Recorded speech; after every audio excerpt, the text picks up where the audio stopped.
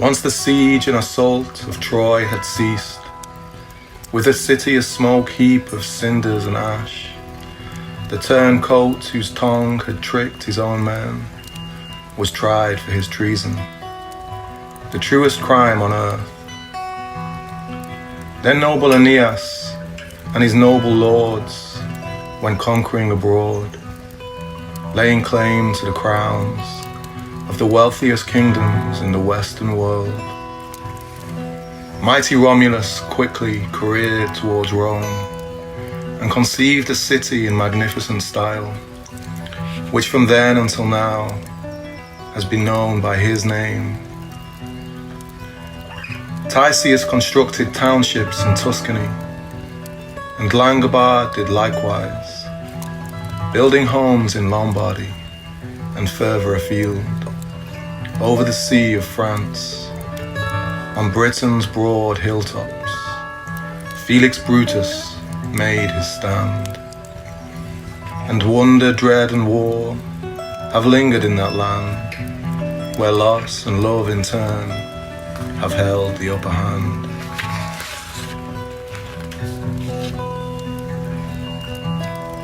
After Britain was built by this founding father, a bold race bred there, battle-happy men, causing trouble and torment in turbulent times.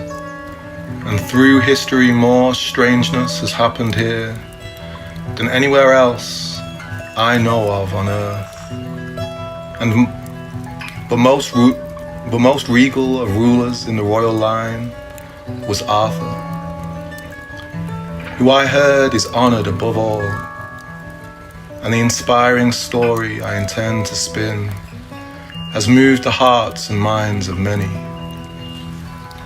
An awesome episode in the legends of Arthur. So listen a little while to my tale, if you will, and I'll tell it as it's told in the town where it trips from the tongue, and as it has been inked in stories bold and strong, through letters which, once linked, have lasted loud and long. It was Christmas at Camelot, King Arthur's court, where the great and the good of the land had gathered, all the righteous lords of the ranks of the round table, quite properly carousing and revelling in pleasure. Time after time, in tournaments of joust, they had lunged at each other with levelled lances, then returned to the castle to carry on their carolling. For the feasting lasted a full fortnight and one day, with more food and drink than a fellow could dream of. The hubbub of their humour was heavenly to hear, pleasant dialogue by day and dancing after dusk. So the house and its hall were lit with happiness, and lords and ladies were luminous with joy. Such a coming together of the gracious and the glad, the most chivalrous and courteous knights known in Christendom, the most wonderful women to have walked in this world, the handsomest king to be crowned at court, fine folk with their futures before them, there in that hall. Their highly honoured king was happiest of all. No nobler knights had come within a castle's wall. With New Year so young, it still yawned and stretched. Helpings were doubled on the dais that day, and as king and company were coming to the hall, the choir in the chapel fell suddenly quiet. Then a chorus erupted from the courtiers and clerks. Noel, they cheered, then Noel, Noel. New Year gifts, the knights cried next, as they pressed forward to offer their presents, teasing with frivolous favours and forfeits, till those ladies who lost couldn't help but laugh, and the undefeated were far from forlorn. Their merrymaking rolled on in this manner until mealtime, when washed and worthy they went to the table, and were seated in order of honour, as was apt, with Guinevere in their gathering, gloriously framed, at her place on the platform, pricelessly curtained by silk to each side, and canopied across with French weave and fine tapestry from the Far East, studded with stones and stunning gems, pearls beyond pocket, pearls beyond purchase or price. But not one stone outshone the quartz of the Queen's eyes. With hand on heart, no one could argue otherwise. But Arthur would not eat until all were served. He brimmed with ebullience, being almost boyish in his love of life, and what he liked the least was to sit still, watching the seasons slip by. His blood was busy, and he buzzed with thoughts, and the matter which played on his mind at that moment was his pledge to take no portion from his plate on such a special day, until a story was told, some far-fetched yarn or outrageous fable, the tallest of tales, yet one ringing with truth, like the action-packed epics of men-at-arms, or till some chancer had challenged his chosen knight, dared him with a lance to lay life on the line, to stare death face to face and accept defeat, should fortune or fate smile more favourably on his foe. Within Camelot's castle, this was the custom. At feasts and festivals, when the fellowship would meet, with features proud and fine, he stood there tall and straight, a king at Christmas time, amid great merriment. And still he stands there, just being himself, chatting away charmingly, exchanging views. Good Sir Gawain is seated by Guinevere, and at Arthur's other side sits Agravain, the hard hand, both nephews of the king and notable knights. At the head sat Bishop Baldwin as Arthur's guest of honour, with Iwain, son of Urien, to sit beside him.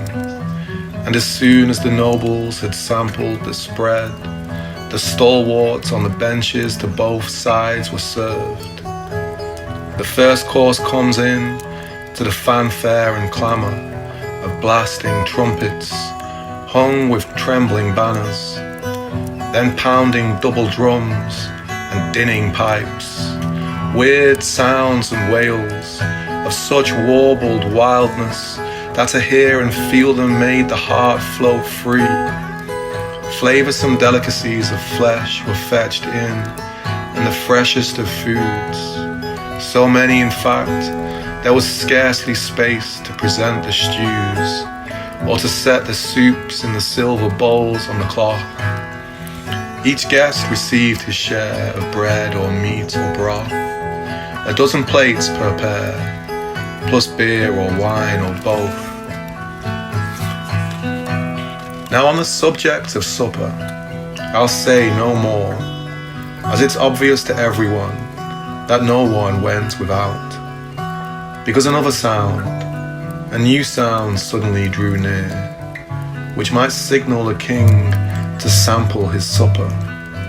For barely had the horns finished blowing their breath, and with starters just spooned to the seated guests, a fearful form appeared, framed in the door, a mountain of a man, immeasurably high, a hulk of a human, from head to hips, so long and thick in his loins and his limbs, I should genuinely judge him to be a half-giant, or a most massive man, the mightiest of mortals, but handsome too. like any horseman worth his horse. For despite the bulk and brawn of his body, his stomach and waist were slender and sleek. In fact, in all features he was finely formed, it seemed. Amazement seized their minds. No soul had ever seen a knight of such a kind, entirely emerald green. And his gear and garments were green as well, a tight-fitting tunic tailored to his torso, and a cloak to cover him, the cloth fully lined, with smoothly shorn fur clearly showing and faced with all white ermine, as was the hood, worn shawled on his shoulders, shucked from his head. On his lower limbs, his leggings were also green, wrapped closely round his calves, and his sparkling spurs were green gold, strapped with stripy silk, and were set on his stockings, for this stranger was shoeless. In all vestments he revealed himself, veritably verdant.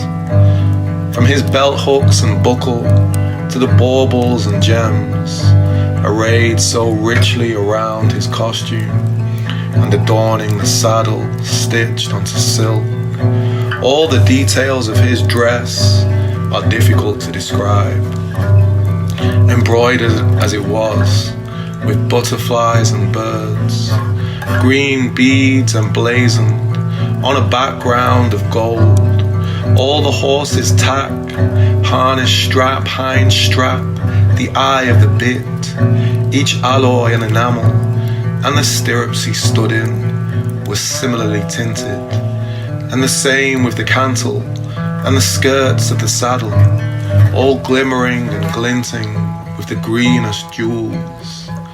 And the horse, every hair was green from hoof to mane, a steed of pure green stock, each snort and shudder strained, the hand-stitched bridle bucked. His rider had him reined. The fellow in green was in fine fettle. The hair of his head was as green as his horse, fine flowing locks which fanned across his back, plus a bushy green beard growing down to his breast, and his face hair along with the hair of his head was lopped in a line at elbow length, so half his arms were gowned in green growth, crimped at the collar like a king's cape. The mane of his mount was groomed to match, combed and knotted into curly queues, then tinselled with gold, tied and twisted, green over gold, green over gold. The fetlocks were finished in the same fashion, with bright green ribbon braided with beads, as was the tail to its tippity-tip, and a long tied thong lacing it tight was strung with gold bells which resounded and shone. No waking man had witnessed such a warrior or weird war horse, otherworldly, yet flesh and bone. A look of lightning flashed from somewhere in his soul. The force of that man's fist would be a thunderbolt. Yet he wore no helmet, and no hauberk either. No armoured apparel or plate was apparent, and he swung no sword, nor sported any shield, but held in one hand a sprig of holly, of all the evergreens, the greenest ever, and in the other hand held the mother of all axes, a cruel piece of kit, I kid you not. The head was an ell, in length at least, and forged in green steel with a gilt finish. The skull-busting blade was so stropped and buffed, it could shear a man's scalp and shave him to boot. The handle which fitted that fiend's great fist was inlaid with iron, end to end, with green pigment picking out impressive designs, from stock to neck, where it stopped with a knot,